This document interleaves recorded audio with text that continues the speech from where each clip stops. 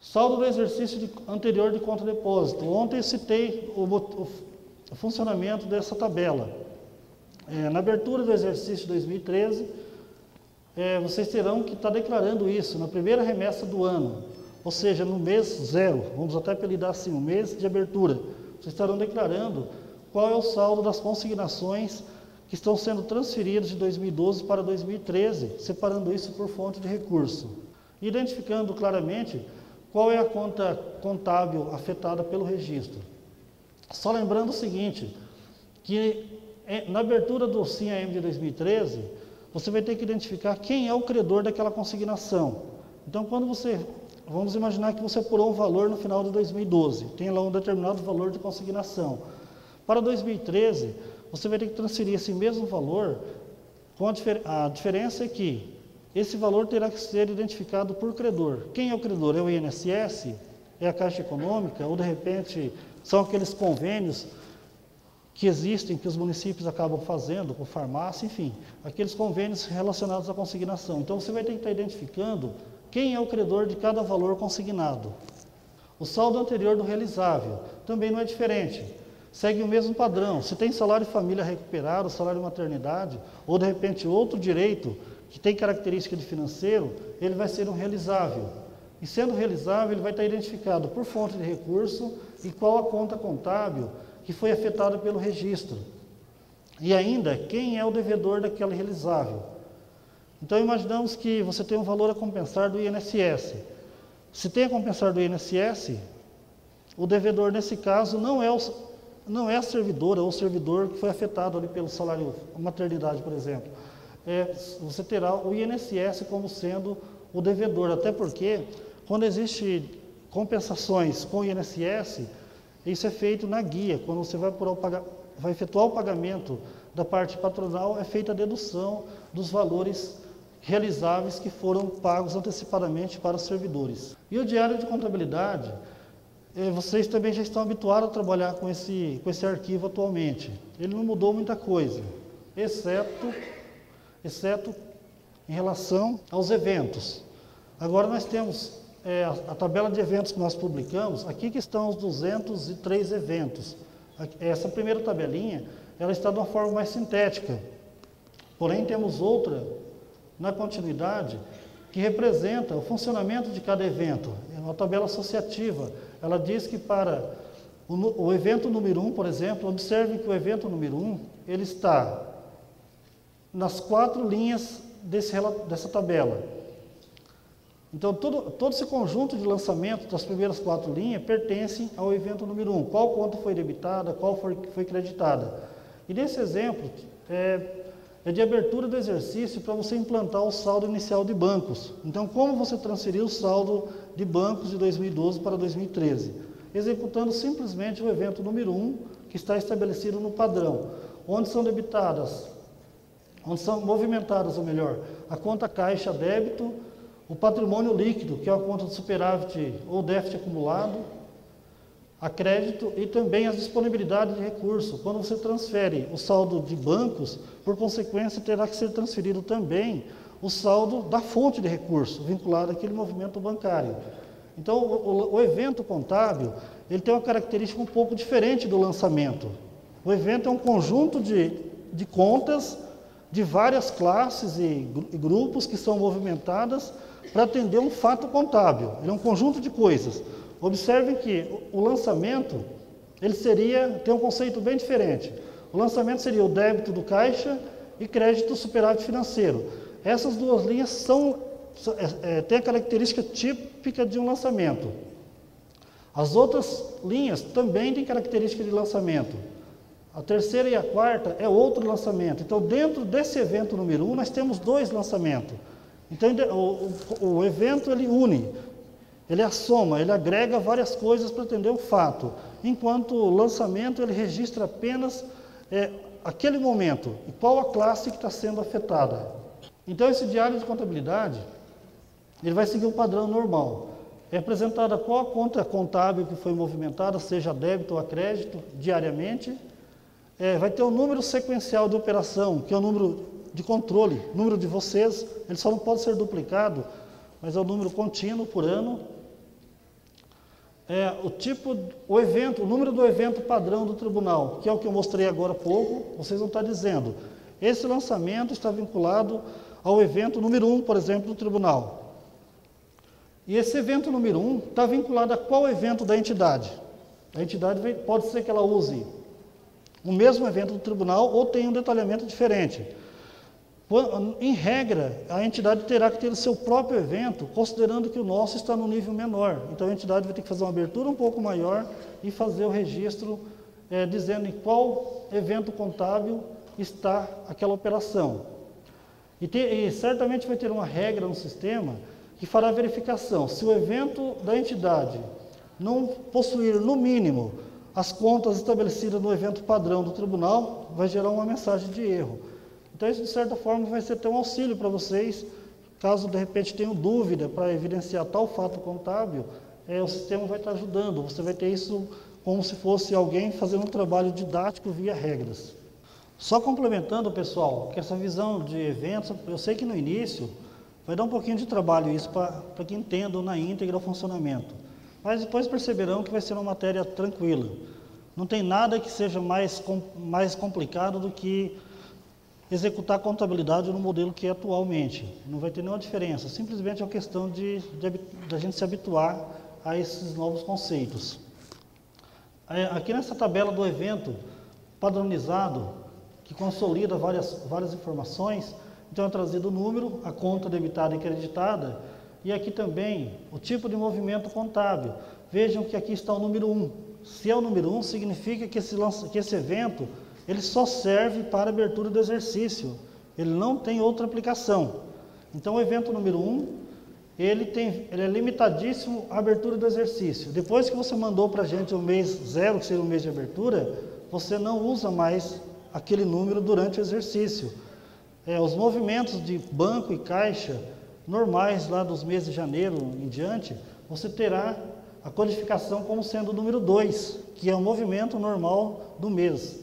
E no final do exercício, pelo encerramento, você não utiliza nem o evento que é de abertura e tampouco de movimento. Utilizará apenas os que forem codificados pelo código 3 aqui, que seria de encerramento do exercício. Então, só para vocês entenderem o funcionamento desses códigos que aqui estão apresentados. E se é financeiro ou patrimonial também está na tabela de tipos anterior, e o movimento, se é uma variação qualitativa ou não. Se esse lançamento ele tem característica de variação qualitativa ou não. Então, nesse caso, vejam que o caixa, quando você implanta o saldo inicial de caixa, você não se fala em variação qualitativa, simplesmente está implantando o saldo de um exercício para o outro. Então, nesse sentido, para efeito da implantação do saldo de caixa ou bancos, ele está identificado como abertura, ele está identificado como variação qualitativa 99, que são outras variações que não são qualitativas. Então, você já tem essa resposta diretamente no evento. Você não precisa ficar pensando, será que a abertura do exercício, no que se refere a bancos e caixa, é uma variação qualitativa ou não? Você não tem essa preocupação, até porque a resposta já está dada aqui nessa tabela. Sempre que vocês encontrarem lá no dia a dia esse tipo de codificação, procurem a tabela principal. Vejam, para facilitar o entendimento, vejam que aqui está ID tipo variação qualitativa. Certamente não estão vendo aí de trás, mas é ID tipo variação qualitativa. Se tem esse ID tipo variação qualitativa, procurem no layout uma tabela chamada tipo variação qualitativa. Só tiram o ID, o nome vai ser o mesmo. Aí você vai achar o que representa cada número desse. Você vai ter uma tabela que vai dizer, olha, 99 são outras variações, o número 1, enfim, você terá toda a definição em tabelas específicas. A realização mensal da receita por fonte segue exatamente o padrão utilizado no padrão atual. No final de cada mês você declara o total das receitas orçamentárias, veja, eu falei receita orçamentária, não receita contábil, por fonte de recurso. Identifica qual a conta de receita, segundo o plano de contas da entidade, o código da fonte, o mês e ano e o valor arrecadado. Segue o padrão daquela tabelinha que vocês usam hoje, chamada AMM Realização Receita. Eventuais estornos, de repente, naquele mês teve algum valor que foi lançado equivocadamente, você tem a possibilidade de estar estornando isso, o que não é novidade também, até porque isso já é tratado atualmente. A figura do empenho. Aqui nós temos que esclarecer o funcionamento dessa tabela empenho, e esse esclarecimento tem que ser associado com a tabela detalhe empenho. Vejam que são duas tabelinhas que tratam de empenho. A primeira, ontem de manhã eu até fiz um comentário sobre o seu funcionamento. A primeira tem o objetivo de registrar o empenho sem detalhamento, até porque o detalhe já está separado. Então, quais são os campos dessa tabela? Apenas o número, o ano e o identificador da pessoa jurídica de origem. Qual foi a entidade originária daquele empenho? No geral, será a própria entidade. Para tentar esclarecer isso melhor, quando vocês fazem hoje o empenho e geram um arquivo texto para mandar para o tribunal, o primeiro campo chama-se ID pessoa. De todas as tabelas temos lá o ID pessoa. E depois vem o número do empenho, o ano, e aqui a gente incluiu outro ID pessoa. Esse ID pessoa da origem, ele pode ser o mesmo ID pessoa da entidade que está declarando, ou pode ser um ID pessoa diferente. Se ele for diferente, significa que esse empenho ele não é originário da entidade. Significa que alguma entidade do município foi extinta e no momento da extinção ainda havia empenhos não pagos, seja ele de restos ou não. Então, nesse sentido, pela extinção de entidades do município, a prefeitura absorve todos os empenhos que não estão pagos, enfim, aquelas obrigações que estão empenhadas ou de repente até liquidadas, porém não pagas. Então, nesse sentido, vocês não precisarão, caso ocorra essa extinção de entidades municipais, está nos enviando um arquivo para a gente inserir isso no banco de dados. No caso da prefeitura, está absorvendo entidades extintas. Vocês mesmos terão a possibilidade de estar promovendo todos esses registros lá na prefeitura. E quando acontecer isso, pessoal, o Ednilson comentou muito bem sobre, ele citou em vários momentos o ID pessoa de origem. Então, exatamente a origem é quando uma entidade absorve a outra. Algumas entidades, quando são extintas, a prefeitura absorvendo os empenhos, muitas vezes o pessoal da prefeitura emite um outro empenho, seguindo a sua numeração. Eu diria que essa prática não é uma prática adequada. A prefeitura não tem que fazer execução orçamentária de obrigações que já passaram pela execução orçamentária da entidade que foi extinta. A execução orçamentária ela é única, não tem como você ficar transferindo isso. Então, eu vou tentar esclarecer melhor isso. Imaginamos que um fundo, ou enfim, qualquer entidade municipal foi extinta no meio do ano. E na extinção existia um empenho que não estava pago. Esse empenho foi constado no balanço como sendo uma obrigação já empenhada. Quando o contador da entidade extinta entregou toda a documentação para a prefeitura, certamente encaminhou essa nota de empenho também. A prefeitura não vai fazer um outro empenho para fazer referência àquele. Ela simplesmente vai estar recebendo aquele número, aquele empenho e vai estar registrando nessa tabela pelo número original que está impresso, pelo número que de fato consta na nota de origem. E também informa-se o ano, mesmo que o ano seja anterior, não seja o ano de 2013, por exemplo. Informa-se o ano e o ID pessoa de origem. Qual é o ID pessoa da entidade que foi extinta? Esse ID pessoa existe já na nossa base, até porque a entidade, para ser extinta, ela tem que ter enviado todas as remessas do SINAM dos meses até aquela data da extinção.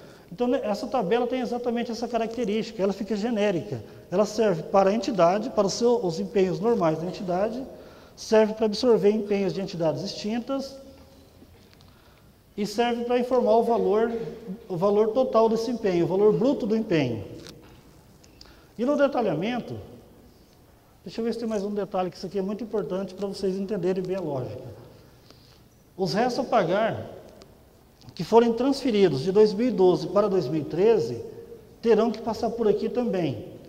Então, imaginamos que você tenha lá na sua contabilidade, no final de 2012, um empenho de resto a pagar que seja de 2010. Isso certamente vai acontecer. Então, você vai informar aqui o número do empenho, o ano 2010, o ID pessoa de origem, certamente vai ser o mesmo ID pessoa de quem está declarando, que seria no caso da prefeitura ou da Câmara, enfim. E o valor que ainda consta em resto a pagar daquele empenho. Não é o valor empenhado, e sim o saldo de restos daquele empenho, que vai no campo valor. Porém, em relação aos restos a pagar, essa tabela será utilizada apenas em 2013, especificamente em relação aos restos. Até porque em 2014, a gente vai ter todos os empenhos de restos inseridos aqui. Mas isso a gente vai estar publicando regras da continuidade. Porém, para 2013, se preocupem em transferir todos os restos aqui para a tabela empenho. O detalhe dos empenhos, vejam que ele já traz algumas informações de origem orçamentária. Qual foi a funcional programática, qual é a funcional programática, a fonte de recurso, a data em que foi emitido esse empenho. Seguindo mais ou menos o padrão que nós temos hoje, que é o padrão que vocês já utilizam na tabela MM Empenho. A diferença é que isso ficou quebrado em duas tabelas. Até aproveitamos o máximo de coisas possíveis. Por exemplo, rateio de adiantamento consta aqui, indicador de contrapartida, o mês de origem, o mês de competência daquela despesa. Então, são itens que vocês já trabalham atualmente. O histórico, o tipo de empenho, se ele é ordinário, enfim, ou global. Vejam que nessa tabela, nós não temos aqui em nenhum desses campos a vinculação da licitação e do contrato e tampouco das obras. Isso vocês têm atualmente na tabela de empenhos. Então, isso nós separamos, pessoal, exatamente para assegurar o envio normal dos empenhos semanais, que são os empenhos web. Essa tabela, da mesma forma que ela vai ser utilizada para a composição da remessa do SINHAEM, também servirá para atender à instrução que trata do empenho web.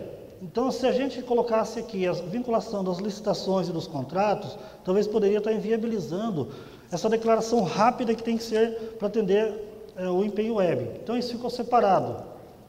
Vocês teremos, naturalmente, o mesmo vínculo, só que isso vai ser em outras tabelas. Em algum lugar, na continuidade, a gente vai ter uma tabela que vincula o empenho com o contrato. Vai ter outra que vincula o empenho com a licitação, outra o empenho com a intervenção. Então, isso vai ser mantido seguindo o padrão que é hoje. O fato de a gente ter separado as tabelas dá uma flexibilidade maior. Quem, de repente, é da área de TI vai entender isso com clareza. Quando você coloca vários tipos de informações numa única tabela, se você cometer uma falha, de repente você informou a licitação equivocada ou o contrato também que não era correto, a única forma é a gente corrigir lá no tribunal via banco de dados, através de demanda, ou de repente você excluir o mês ou bimestre e ajustar isso. Quando você separa as tabelas, você ganha uma flexibilidade. Imaginamos que por um lapso você tenha vinculado uma licitação que não é a correta em determinado empenho. Você tem como estornar isso no momento seguinte. E se é tudo junto, se é tudo no pacote do empenho, você teria que estornar o pagamento, a liquidação, fazer todo o estorno de trás para frente até chegar no empenho. Então, isso gera um consumo de trabalho extraordinário. Então, a gente procurou, nesse novo sistema, considerar todos esses fatores, pelo menos aquilo que a gente conseguiu enxergar e que ainda vai ficar muita coisa que não conseguimos, né? Naturalmente que isso vai ocorrer. Mas a lógica foi tentar transferir para vocês o registro da maneira em que ele aconteceu. Se você errou um vínculo, você mesmo tem a possibilidade de proceder ao estorno, sem que tenha que fazer uma demanda para a gente alterar isso no banco. Os empenhos de resto a pagar da própria entidade, eles não devem ser declarados nessa tabela de detalhe. Os empenhos de resto só entram na tabelinha de empenho. Aqui entra empenhos de restos que são de entidades que foram extintas. Aí sim você vai ter que fazer referência da funcional programática. Mas caso o empenho seja originário da entidade extinta, você não precisa cadastrar a estrutura orçamentária daquela entidade. Simplesmente pode estar informando aqui qual é o órgão, a unidade, a função, que esse empenho foi emitido lá na entidade de origem. Seria mais só informação referencial. Se a gente colocasse isso como sendo um campo que fosse cruzado com os planos, você teria que cadastrar na prefeitura todos os planos da entidade, então isso não seria viável. Agora, os empenhos de resto a pagar não passam por aqui, caso sejam da própria entidade. Os tipos de empenho ordinário, global, estimativa, que vocês já estão familiarizados, tem um ponto estratégico aqui que merece um esclarecimento. Hoje vocês trabalham com dois elementos básicos, que são o IDEUSO e o grupo de fonte de recurso. O IDEUSO tem o objetivo de identificar a origem do recurso. e que para 2013 foi substituído pela tabela de fontes de recurso que trata da origem. A origem daquele recurso agora passou a estar vinculado diretamente na fonte padrão. Isso significa que o IDEUSO para 2013 não existe mais. Então, esqueça o IDEUSO, é uma figura que ficou no passado, a partir de 2013. O grupo de fonte continua, no entanto, só com o código número 1 e 3. O 1 representa que aquele empenho está sendo feito por conta de recursos do exercício. Se for um empenho for tipificado pelo número 3, representa que aquele empenho é originário de superávit financeiro. Então, você tem a identificação no empenho e não mais na lei orçamentária. Até porque, pessoal, na lei orçamentária, você não tem que mencionar em nenhum momento recursos de superávit financeiro. Quando você elabora o projeto da LOA, não existe apuração do superávit financeiro. Então, não tem como você prever que em determinadas fontes você terá superávit financeiro. O superávit ele é decorrente do exercício seguinte. Você fechou o exercício de 2012, você vai ter um superávit apurado, então você abre os decretos lá, de acordo com a autorização legal, em 2013. E todos os empenhos que forem executados por conta de recurso do superávit financeiro, eles serão perfeitamente identificados pelo número 3. Agora, se o empenho for decorrente do crédito inicial da despesa, da despesa original aprovada na LOA, ele vai ser identificado pelo número 1. Então, aqui você vai fazer o diferencial se a despesa é de superávit ou se é do orçamento originário. Esse controle a gente acabou modificando, primeiro, considerando que a Lei 4.320 estabelece que o orçamento da despesa deve ser feito até o elemento de despesa. Então, se é até o elemento de despesa, não se fala para efeito de LOA em IDEUSO ou grupo. Você não tem que, a lei não obriga isso. Agora, caso vocês queiram, para efeito de controle, ter essa separação lá na implantação da dotação orçamentária, é uma questão de solução de sistema. No entanto, eu diria que não é necessário. Basta que vocês tenham controle da execução orçamentária. Toda vez que abrir um crédito suplementar, por exemplo, originário de superávit financeiro, você tem identificação, já tem identificação no empenho. Então, se o pessoal da área de informática apresentar para você que você abriu um crédito em determinada dotação, que ele é de superávit financeiro, em determinado valor, e você executou determinado valor de empenho por conta daquele crédito, você sabe exatamente qual o saldo que ainda pode ser utilizado. Então, é uma questão de solução tecnológica apenas. A inscrição de resto a pagar. Você vai conseguir preencher essa tabela se antes informou os restos a pagar na tabela empenho, que é aquela primeirinha que eu disse lá que trata do cadastro do empenho. Então, o empenho vai ter que existir na tabela empenho, e aqui você vai separar o valor que está processado do não processado. Não tem muita diferença do que é hoje. O diferencial é que a própria entidade estará declarando isso. Você vai ter que apurar os seus restos a pagar no final de 2012 e informar esses dados aqui, dizendo esse está processado, esse não está, enfim, vai ter que estar apontando essas informações. De repente alguém fica com dúvida, mas será que na hora que eu for enviar, isso não vai gerar conflito com o que já foi enviado anteriormente para o tribunal? Será que os restos que eu estou apresentando aqui mantêm correspondência com o que está lá no SIM-AM, na base do TC?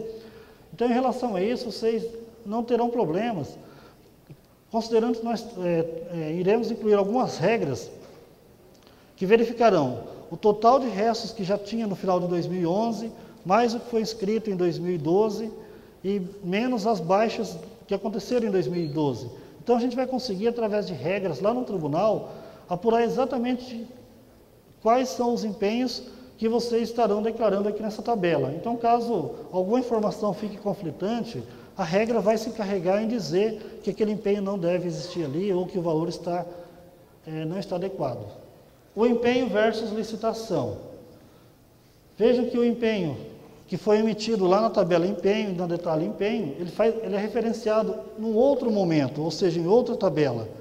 A regra simplesmente vai verificar que existe, para aquele CNPJ, existe licitação e que o empenho não está declarado aqui. Então, vai ter uma regra forçando que o empenho seja vinculado com a licitação aqui nessa tabela.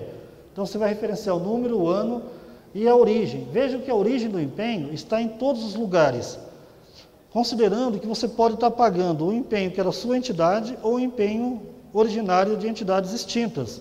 Então, se o empenho for originário de entidades extintas e teve uma licitação, você simplesmente declara que o ID pessoa aqui é da entidade que foi extinta. O número e ano e modalidade da licitação que está vinculada também já fica perfeitamente identificado aqui.